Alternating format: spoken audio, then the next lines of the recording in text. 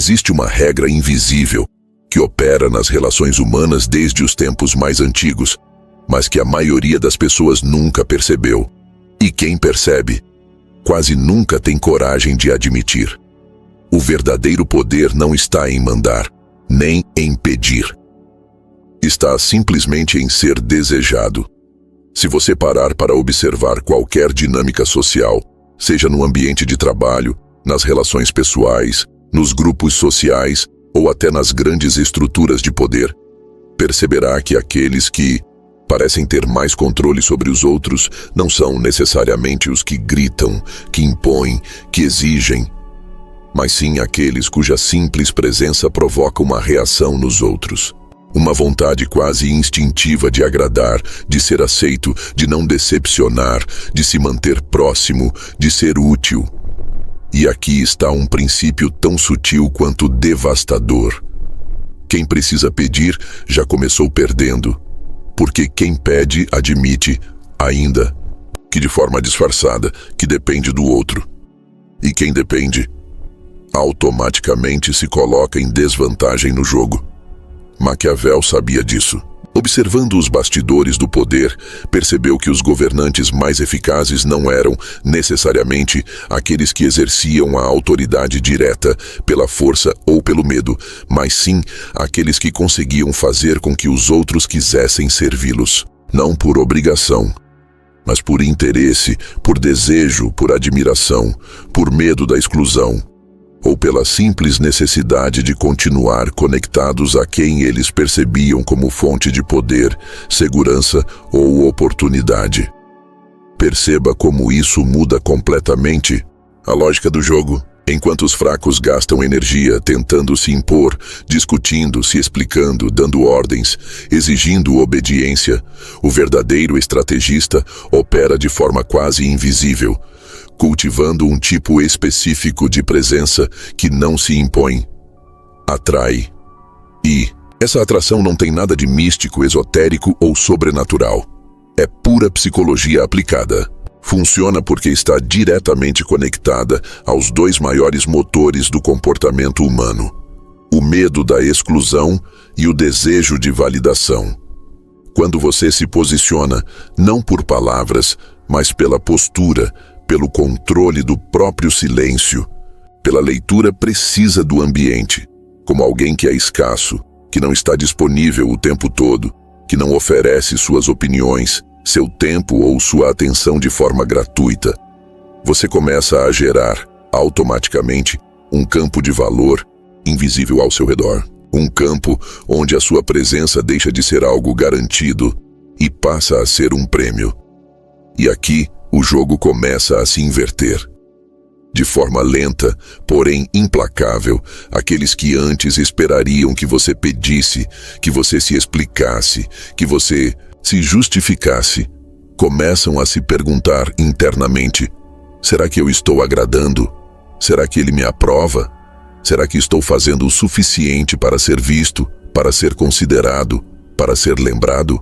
E sem que percebam, começam a ajustar seu comportamento, suas falas, suas atitudes, para tentar se alinhar com você, para tentar ganhar de volta aquilo que você, propositalmente, oferece em pequenas doses: sua atenção, seu reconhecimento, sua presença. E aqui mora uma verdade brutal, que poucos estão preparados para ouvir. O ser humano, no fundo, não suporta a ideia de ser ignorado por quem ele percebe como valioso. E é exatamente por isso que, no ápice da estratégia maquiavélica, o poder não se exerce pela imposição direta, ele se exerce pela engenharia silenciosa do desejo. Você não precisa convencer ninguém a te seguir. Você faz com que eles queiram te seguir. Você não precisa exigir lealdade. Você faz com que eles temam perdê-la. Você não precisa pedir favores. Você constrói um ambiente onde as pessoas, por vontade própria, oferecem mais do que você sequer cogitou pedir. E se até aqui isso soa poderoso, é porque de fato é. Mas também é apenas o primeiro degrau. Porque, para sustentar esse tipo de poder invisível, é preciso entender com absoluta clareza qual é o combustível que faz esse mecanismo funcionar. E esse combustível você já conhece, mas talvez nunca tenha olhado para ele sob essa perspectiva. A necessidade quase desesperada que as pessoas têm de validação. É isso que vamos destrinchar agora. Prepare-se. Porque se até aqui você começou a entender como ser desejado, vale infinitamente mais do que mandar ou pedir. O que vem a seguir vai te fazer perceber que, no fundo, todo o jogo, absolutamente todo, se move silenciosamente sobre um único eixo: o custo psicológico da validação. Existe uma fome silenciosa que habita todo ser humano em absolutamente qualquer ambiente, cultura ou contexto social. Uma fome que não tem relação com dinheiro, com status formal, com poder explícito ou com segurança material. É uma fome muito mais sutil e infinitamente mais poderosa. A fome por validação. Por mais que as pessoas tentem disfarçar, bancando os autossuficientes, os independentes, os desapegados, a verdade brutal é que, no fundo, o ser humano é uma criatura programada para buscar, de forma quase obsessiva, sinais de que é aceito, aprovado, reconhecido e, sobretudo, valorizado. E isso acontece de forma tão automática, tão invisível, que a maioria sequer percebe que toda a sua arquitetura comportamental, todas as suas escolhas, todos os seus movimentos no mundo estão, consciente ou inconscientemente, tentando responder à mesma pergunta: eu sou visto? Eu sou relevante? Eu sou aceito? Agora, pare por um segundo e pense no que isso significa dentro do jogo do poder. Se as pessoas estão dispostas a gastar tempo, energia, dinheiro, esforço, às vezes uma vida inteira, buscando aprovação, imagine o que acontece quando alguém controla, de forma consciente, a entrega ou a retenção dessa validação. Aqui está o ponto: quem controla a validação, controla o comportamento. Porque, ao contrário do que muitos pensam, o poder real não está naquilo que você oferece materialmente. O poder real está na sua capacidade de oferecer ou negar aquilo que o outro mais deseja, mesmo que jamais admita. A sensação de ser visto, valorizado, reconhecido, pertencente. É exatamente por isso que figuras silenciosas, discretas, muitas vezes sem títulos ou cargos formais, conseguem exercer uma influência desproporcional sobre grupos inteiros. Elas não precisam se impor, não precisam pedir, não precisam pressionar. Elas simplesmente se posicionam de forma escassa. São seletivas na entrega da sua atenção, do seu tempo, da sua validação. E, ao fazer isso, criam, sem dizer uma palavra, um campo de dependência psicológica ao seu redor.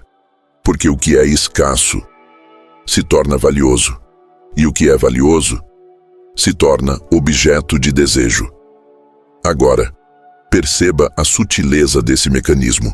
Não se trata de bajular, de agradar ou de ser excessivamente disponível. Pelo contrário, quanto mais você entrega a aprovação de forma constante, automática, previsível, mais você a deprecia.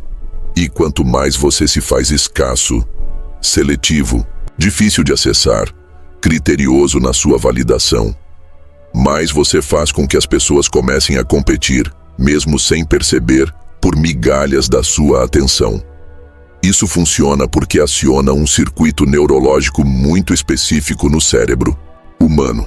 O mesmo circuito que gera ansiedade, compulsão e até vício. É o mesmo mecanismo que faz com que as redes sociais sejam viciantes, que faz com que uma notificação no celular dispare dopamina e que leva pessoas a gastarem dinheiro em jogos, loterias ou qualquer sistema de recompensa incerta. O que isso significa, na prática? Significa que quando você se posiciona como alguém que não entrega a aprovação de forma previsível, você dispara no outro um estado de alerta constante. Ele nunca sabe se você vai aprovar, se vai elogiar, se vai reconhecer, se vai concordar, se vai validar. E essa incerteza transforma você no centro do jogo emocional dele. A mente dele começa, mesmo sem perceber, a se reorganizar ao seu redor, a buscar maneiras de te agradar, de obter sua aprovação, de entender seus critérios, de atender suas expectativas, ainda que você nunca as tenha explicitado. Você se torna o espelho onde ele busca se refletir, o parâmetro oculto que passa a reger silenciosamente seu comportamento. E aqui mora uma verdade tão desconfortável quanto poderosa. As pessoas, na maioria das vezes, não são fiéis a você. São fiéis à sensação que você proporciona. E quando essa sensação é de validação escassa, porém possível, você se transforma, literalmente, em uma fonte de valor psicológico. Uma fonte que, enquanto permanece escassa, gera desejo, mas que, se torna abundante demais, perde completamente o poder. Por isso, entender o custo psicológico da validação é entender que ela é a moeda mais poderosa do jogo social. Muito mais poderosa que dinheiro, que títulos, que status visível. Porque a validação não é um objeto externo. Ela acontece dentro da mente do outro. E quem controla isso, controla o outro por inteiro. Agora, talvez você esteja começando a perceber como isso explica absolutamente tudo o que acontece nas dinâmicas humanas. Porque de forma brutalmente honesta, as pessoas fazem coisas absurdas. Trabalham além do que deveriam, se submetem, se anulam, se endividam, se desgastam. Não por dinheiro, não por segurança, não por amor, mas pela busca silenciosa de sentir que são vistas, aceitas, relevantes, reconhecidas. E se isso é verdade, e é, então a pergunta inevitável é: como usar esse mecanismo de forma prática, real, no dia a dia? Como gerar essa percepção de valor, essa dependência emocional, sem precisar se desgastar, se expor ou correr atrás dos outros? A resposta está em um movimento que, à primeira vista, parece contra-intuitivo, mas que, quando bem aplicado, muda absolutamente tudo: a criação intencional de espaços de ausência. É isso que vamos destrinchar agora. Porque no jogo da influência invisível, às vezes, desaparecer vale mais do que estar presente. Se existe uma armadilha quase irresistível para a mente humana, ela se chama vazio psicológico. Poucos compreendem isso, e menos ainda sabem usar essa dinâmica de forma consciente e intencional. Porque, ao contrário do que a maioria imagina, nem sempre é a presença que gera influência. Na verdade, muitas vezes é a ausência que ativa os gatilhos mais profundos de desejo, dependência e conexão. Você já percebeu como aquilo que está sempre disponível começa, lentamente, a perder valor? Como aquilo que é fácil de acessar, que está sempre à mão, começa a ser tratado com indiferença, com desdém, quase como se fosse descartável? Pois é, isso não acontece por acaso. Isso acontece porque o cérebro humano é programado, desde seus mecanismos mais primitivos, para associar escassez a valor e abundância à banalização. E é aqui que a maioria falha de forma catastrófica.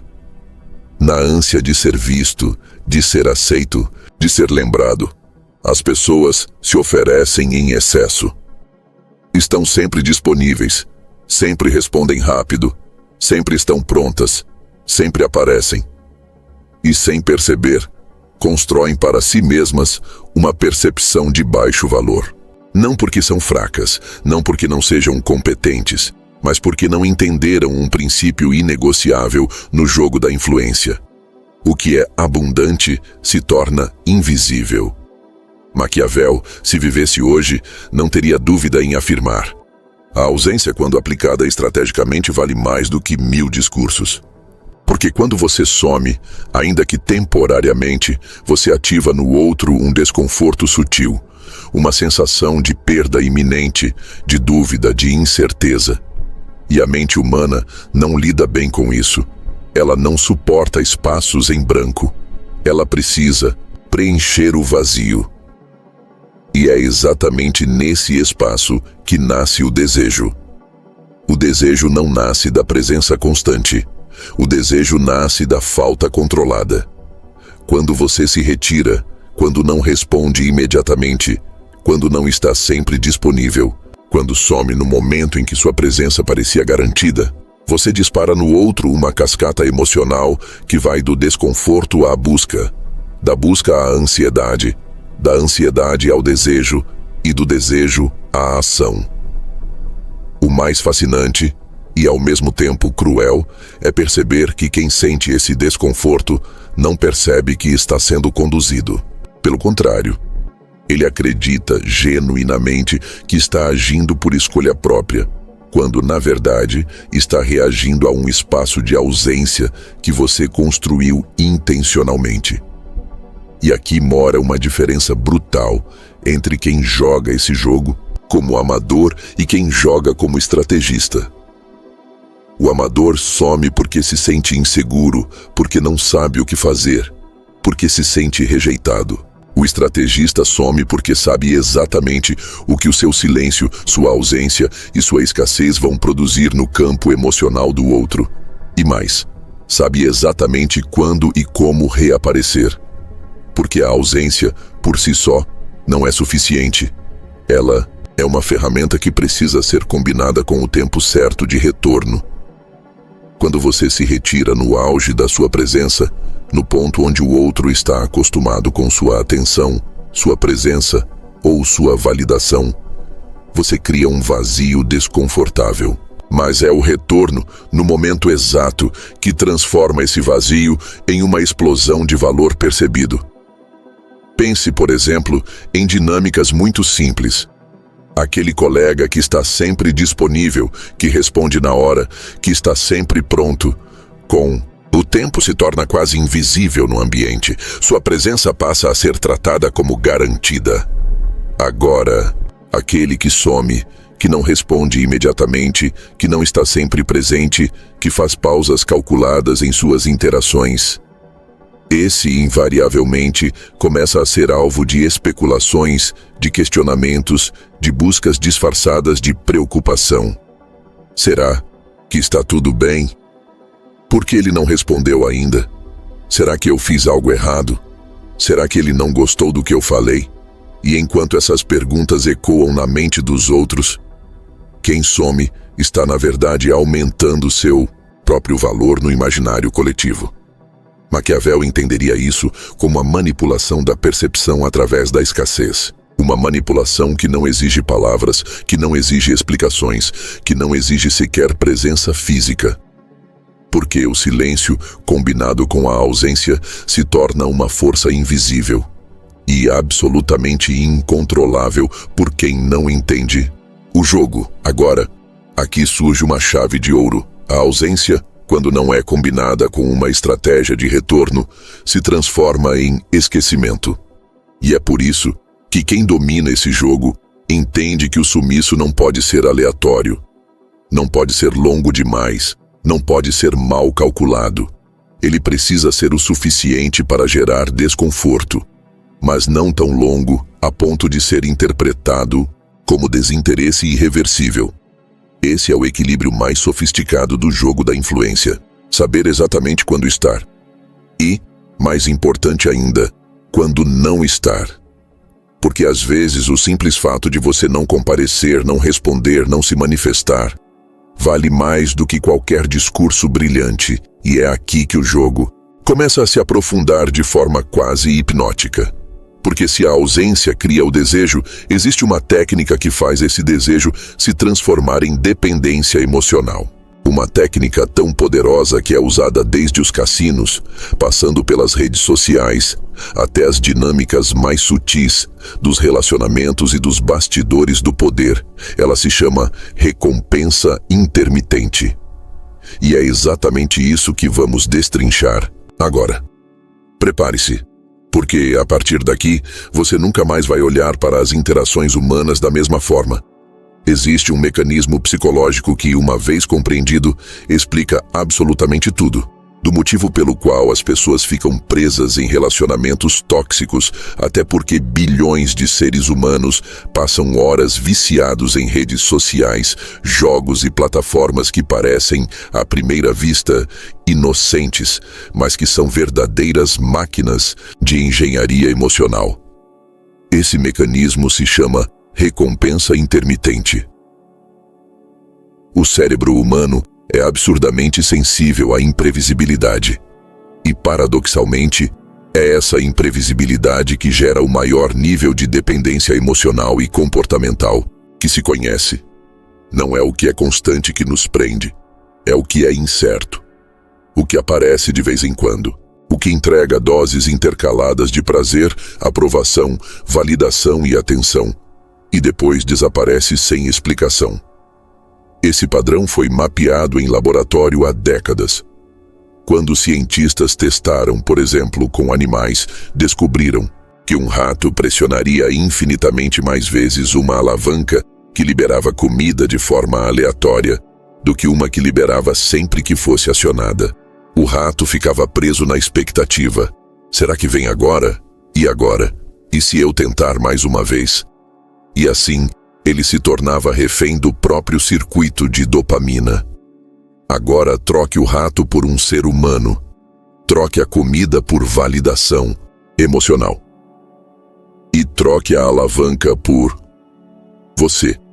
Porque quando você entende esse mecanismo, você percebe que pode literalmente criar um ciclo de dependência na mente de qualquer pessoa. Como? Simples. Não sendo previsível. Não sendo constante, não estando sempre disponível, não entregando sempre o que o outro espera, na hora que espera, da forma que espera. Você dá e depois retira. Você valida e depois silencia. Você aparece e depois some. E nesse movimento cria uma dança emocional onde o outro nunca sabe exatamente quando virá a sua próxima dose de atenção, de aprovação, de reconhecimento. E é justamente essa incerteza que faz com que ele fique emocionalmente preso, quase como alguém viciado, checando constantemente se você respondeu, se você reagiu, se você apareceu, se você percebeu. Perceba que isso não é uma manipulação grosseira, direta, baseada em controle explícito. Pelo contrário, é um controle sofisticado, quase invisível, que opera no nível mais profundo do sistema emocional humano. Porque quem vive na expectativa, vive na prática sob seu domínio. O outro não percebe, mas quem regula o quanto ele se sente visto, reconhecido, valorizado, é você. E aqui surge algo ainda mais poderoso. Quanto mais emocionalmente envolvido, o outro está na busca pela sua validação, mais disposto ele estará a oferecer coisas que, em condições normais, jamais ofereceria. Mais disposto a ceder, a se esforçar, a se moldar, a se alinhar aos seus interesses. Porque, sem perceber, sua mente já associou você à fonte de algo que ele não quer, de jeito nenhum, perder. Agora, atenção, isso não é um jogo que deve ser jogado de forma irresponsável, porque o excesso dessa técnica, ou sua aplicação sem critério, pode gerar o efeito colateral do colapso da relação. O cérebro humano suporta um certo nível de frustração, mas se o padrão se torna excessivamente punitivo, ou seja, se a recompensa desaparece completamente, a pessoa pode desconectar, desistir, abandonar a busca. Por isso, os mestres desse jogo sabem que o segredo não está em negar sempre, nem em entregar sempre, mas sim em criar um ciclo onde a incerteza mantém o desejo vivo e a dose esporádica de recompensa mantém o vínculo funcionando. E é por isso que relacionamentos mal resolvidos, onde uma hora há proximidade, outra hora há afastamento, são tão viciantes.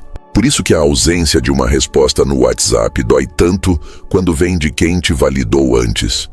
Por isso que as redes sociais, com seus algoritmos, te entregam uma notificação aleatória aqui, um like inesperado ali, um seguidor novo acolá.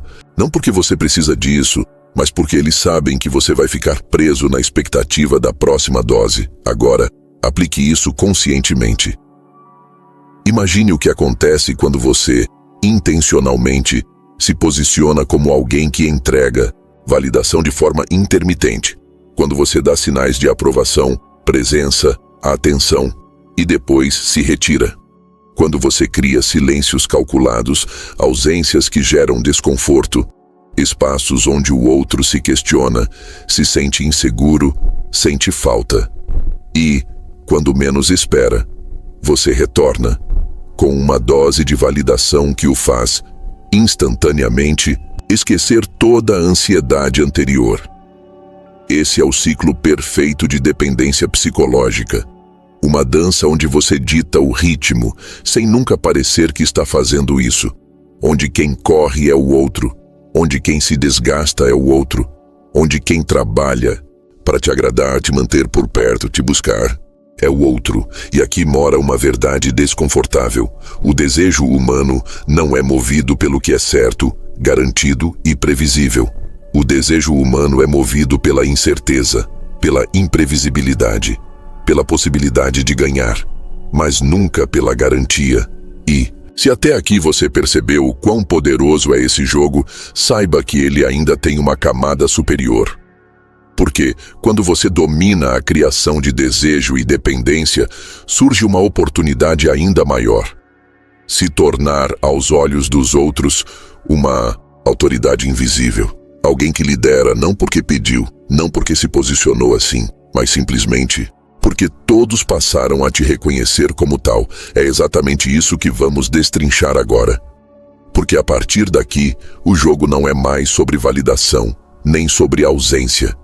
É sobre construir uma autoridade que opera acima das regras comuns.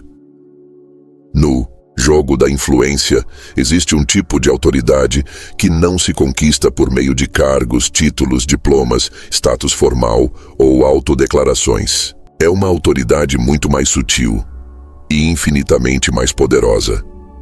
A autoridade invisível, ela não se impõe, não precisa se anunciar. E o mais impressionante, não depende que você se posicione como líder. Na verdade, quem opera nesse nível nem precisa abrir a boca para ser percebido como alguém cuja opinião pesa mais, cuja presença muda o clima do ambiente e cuja simples reação, ou até sua ausência, influencia diretamente o comportamento dos outros.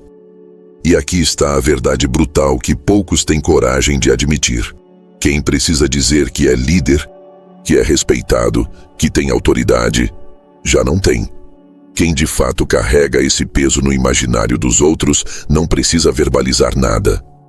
Porque a autoridade invisível é um fenômeno que acontece não na boca de quem a possui, mas na mente de quem a percebe e como ela se constrói, de forma absolutamente indireta.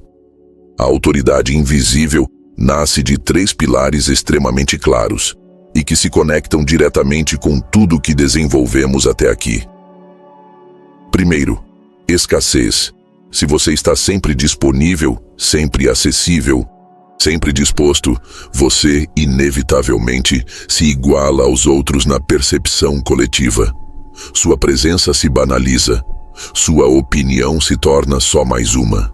Mas quando você regula sua presença, sua fala, sua participação, começa a se destacar não pelo volume, mas pela ausência. Você não é percebido como quem compete por espaço. Você é percebido como quem escolhe onde se posiciona.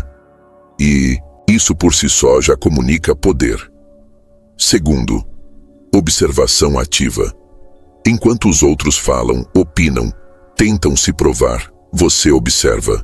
E ao observar, você faz algo que pouquíssimos fazem. Lê o jogo com precisão. Percebe o que ninguém percebe. Entende as dinâmicas ocultas, os interesses disfarçados, as contradições, as fraquezas expostas no meio do ruído coletivo. Isso te coloca automaticamente em uma posição de vantagem, onde suas eventuais intervenções, quando surgem, carregam um peso quase desproporcional, porque não são jogadas soltas, são tiros de precisão. Terceiro, controle do silêncio. Quem domina o silêncio se torna, quase por definição, uma figura de referência. Porque o silêncio controlado, aquele que não é desconexão, mas sim presença atenta, cria um campo psicológico onde os outros, sem perceber, começam a buscar sinais, aprovação, validação e respostas vindas de você. O silêncio cria perguntas, e quem gera perguntas automaticamente se posiciona como alguém que possui respostas, mesmo que não as ofereça imediatamente. Quando esses três pilares se alinham, surge um fenômeno absolutamente fascinante. Você começa a perceber que as pessoas, de forma quase natural, passam a esperar que você valide ideias, que você dê a palavra final, que você sinalize se aquilo que está sendo feito ou decidido faz ou não sentido. E o mais interessante, elas fazem isso sem que você tenha solicitado, se oferecido ou se colocado explicitamente nessa posição. Isso não é carisma comum, não é persuasão superficial, não é influência barata. Isso é um tipo de domínio psicológico que opera em um nível onde quem te observa não consegue sequer formular exatamente por que sua presença pesa tanto. Apenas sente. E há um efeito colateral extremamente interessante nesse processo. À medida que sua autoridade invisível se solidifica, você percebe que as pessoas começam a te proteger, a defender suas opiniões, muitas vezes, sem que você precise se pronunciar. Começam a tentar antecipar o que você gostaria, o que te agrada, o que você aprovaria. Como se você fosse, no inconsciente coletivo, o parâmetro de valor do grupo. Agora, aqui surge uma chave que separa definitivamente os jogadores comuns dos estrategistas de elite. A autoridade invisível não é construída pela imposição, mas pela seletividade. É o não estar sempre. É o não falar sempre. É o não se posicionar em tudo. Porque quando você faz isso, cada vez que aparece, que fala, que decide, seu gesto carrega um peso desproporcional, e é exatamente esse peso que redefine as dinâmicas à sua volta. Sem gritar, sem pedir, sem disputar. Porque a partir desse ponto, a disputa já não existe mais. Você não está no mesmo jogo que os outros. Enquanto eles competem por espaço, você se tornou o espaço. Enquanto eles brigam para serem ouvidos, as pessoas já estão, há muito tempo, ouvindo o que você não disse. E se você acha que esse é o ápice desse jogo, ainda não é. Porque a partir do momento em que você se torna uma referência invisível, surge uma oportunidade ainda mais sofisticada: influenciar os outros de forma tão sutil, tão elegante e tão precisa, que eles acreditam sinceramente que estão tomando suas próprias decisões, quando na verdade estão apenas seguindo um roteiro que, silenciosamente, você escreveu. E é exatamente sobre isso que vamos mergulhar agora. Porque se até aqui você aprendeu a se tornar desejado, indispensável e percebido como autoridade, o próximo passo é entender como, sem dizer uma palavra, você faz as pessoas acreditarem que a ideia foi delas, quando na verdade sempre foi sua. Se até aqui você percebeu que o silêncio, a escassez e a recompensa intermitente te colocam em uma posição de autoridade invisível, então chegou o momento de entender um dos segredos mais desconfortáveis e, ao mesmo tempo, mais fascinantes de todo esse jogo. A verdadeira influência não acontece quando você impõe uma ideia. Acontece quando você faz com que o outro acredite que ela sempre foi dele. E esse não é apenas um detalhe elegante da persuasão. É, na verdade, a diferença definitiva entre quem exerce controle explícito, sempre sujeito a resistência, questionamento e sabotagem, e quem exerce controle invisível, onde não há resistência possível, porque o outro não percebe que está sendo conduzido. O cérebro humano, por natureza, rejeita a imposição. Existe um mecanismo automático, quase instintivo, de resistência psicológica sempre que alguém percebe que sua liberdade de escolha está sendo ameaçada. Isso acontece em negociações, em relacionamentos, no ambiente corporativo, nas dinâmicas sociais. E o mais curioso é que esse mecanismo opera mesmo quando a proposta é claramente benéfica. Porque, para o ego humano, não basta que algo seja bom. Precisa também parecer que foi escolha própria, e é exatamente aqui que quem domina a influência invisível opera com uma vantagem brutal. Porque ao invés de tentar convencer, de argumentar, de pressionar, ele cria contextos, molda ambientes, gera percepções, planta sugestões tão bem encaixadas, tão alinhadas com os desejos, os medos e as vaidades do outro, que quando o movimento acontece, o outro acredita sinceramente que sempre foi ele quem quis. Perceba que isso não é mágica, nem manipulação grosseira. É pura engenharia social aplicada, e ela funciona sobre 3 fundamentos simples, porém extremamente potentes. Primeiro, a sugestão implícita. Você nunca diz diretamente o que quer que o outro faça, pense ou decida. Você não ordena, não instrui, não aconselha abertamente. Você sugere, de forma ambígua, deixando lacunas abertas. Pequenas perguntas, observações soltas, reflexões colocadas no ar. E nesse espaço, a mente do outro faz exatamente aquilo que ela não consegue evitar. Preenche o vazio. E ao preencher, acredita que chegou sozinha naquela conclusão. Exemplo simples, ao invés de dizer, você deveria fazer isso, você diz, engraçado. Me pergunto como algumas pessoas conseguem resultados tão diferentes, simplesmente mudando aquele detalhe específico. Parece uma observação neutra, mas não é. É uma âncora plantada, é um gatilho que dispara o pensamento. Será que eu deveria mudar isso também? Segundo, o gatilho da autoconclusão. O cérebro valoriza infinitamente mais qualquer ideia que ele acredita ter gerado por conta própria. Então, ao invés de entregar a solução, você entrega pedaços, pistas, fragmentos suficientes para que o outro, no seu próprio ritmo, conecte os pontos e chegue onde você queria desde o começo. E quando chega, a resistência desaparece. Porque ninguém resiste à própria ideia. Terceiro, o efeito da escolha dirigida. Você não dá ordens. Você não diz faça isso. Você simplesmente apresenta cenários, possibilidades, provoca reflexões, cuidadosamente moldadas de tal forma que ao analisar as opções, o outro perceba que só existe um caminho lógico, sensato, inteligente, que, coincidentemente, é exatamente o caminho que você desejava desde o início. A magia disso, ele acha que decidiu sozinho, e é nesse ponto que o jogo deixa de ser influência e se torna domínio silencioso. Porque quando você percebe que pode arquitetar ambientes, conversas, situações e interações, de modo que os outros te entreguem, espontaneamente, aquilo que você quer, o poder deixa de ser disputa, vira engenharia, vira construção, vira a arquitetura invisível da realidade. E o mais desconcertante, isso não gera resistência, pelo contrário, gera gratidão, porque o outro sente sinceramente que tomou uma boa decisão, que escolheu bem, que encontrou a solução, que fez algo certo, inteligente, adequado, sem perceber que cada passo desse caminho foi silenciosamente desenhado por você.